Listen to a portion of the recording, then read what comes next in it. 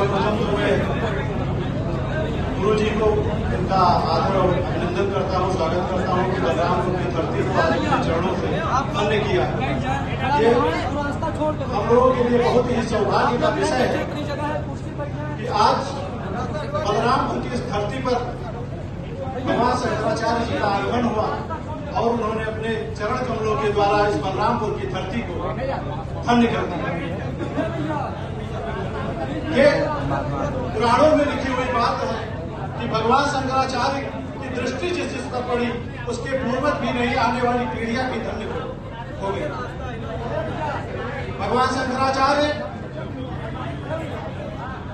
के तमाम सामाजिक और राष्ट्रीय सनातन धर्म के ऐसे ऐसे काम रहे तो जो इतिहास के पन्नों में दर्ज हुए, लेकिन कभी महाराज जी ने उसका श्रेय लेने का कभी इच्छा नहीं प्रकट किया, कभी किसी मीडिया बाजी में नहीं आना चाहे। लेकिन कुछ परिस्थितियां ऐसी हुई कि महाराज जी को 2007 में जब श्री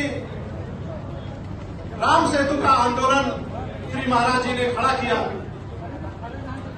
और उस आंदोलन का परिणाम ये रहा कि आज सनातन का धरोहर, भारतवर्ष का धरोहर आज सुरक्षित। उसके अलावा मां गंगा को राष्ट्रीय नदी घोषित कराने की जब बात आई तब भी श्री महाराज जी ने बहुत बड़ा आंदोलन खड़ा किया और मां गंगा को राष्ट्रीय नदी के रूप में घोषित कराया। लेकिन कभी कोई श्रेय पाने की इच्छा नहीं प्रकट। तमाम ऐसे काम हुए, चाहे गणेश प्रतिमा विसर्जन की बात रही हो तब भी महाराज जी ने धरने पर बैठ करके विसर्जन कराया। श्री राम जन्मभूमि जिसकी लड़ाई सनातन धर्म ने 500 वर्षों से लड़ा, जिसमें तमाम हमारे धर्मगुरु, हमारे धर्माचार्य, तमाम लोग बलिदान हो गए। 500 वर्षों से लड़ते लड़ते श्री महाराज जी ने उसमें जो चौहद्दी की बात होती है, चूंकि तमाम अधिवक्ता बंधु यहाँ पर उपस्थित है वो इस बात को समझ रहे होंगे कि एक चौहद्दी नहीं मिल रही थी। उस चौहद्दी का खोज महीनों तक अयोध्या में रह करके महाराज जी ने उसको खोजा और साक्ष्य और तथ्यों के साथ माननीय हाई कोर्ट में प्रस्तुत किया, जिसको माननीय न्यायालय ने स्वीकार किया और उसी आधार पर सुप्रीम कोर्ट का फैसला है। दुख और पीड़ा तब होती है जब हमारे भगवान के विषय में तमाम विकृतियां लोगों द्वारा फैलाई जाने लगती है, जिनको ज्ञान नहीं है, जो मूर्ख है, जिनको पता नहीं है कि क्या क्या लड़ाई हुई, क्या हुई।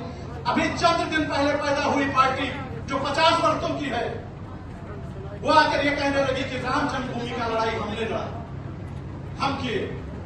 हमें पीड़ा तब होती है जब वो कूद कूद करके, उछल उछल करके हमारे धर्माचार्य प्लास्टिक की कुर्सी पर बाहर बैठे रहते हैं और वो कूद कूद करके जो है मंदिर का प्राण प्रतिष्ठा कराते हैं, पूजन अर्चन कराते हैं, तब हम लोगों को पीड़ा होती है।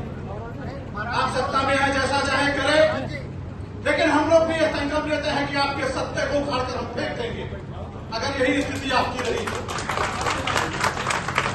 आप ट्रंप को भी पीछे छोड़ दीजिए, अमेरिका के राष्ट्रपति हो जाइए, हमसे नहीं लेना देना, लेकिन हमारे सनातन धर्म के प्रधानाचार्य, प्रधान गुरु और हमारे प्रधानमंत्री, हमारे शंकराचार्य जी ये जैसा करेंगे हम लोग वैसा करेंगे, इनके राहों पर हम लोग चलेंगे, हम आपकी नहीं सुनेंगे।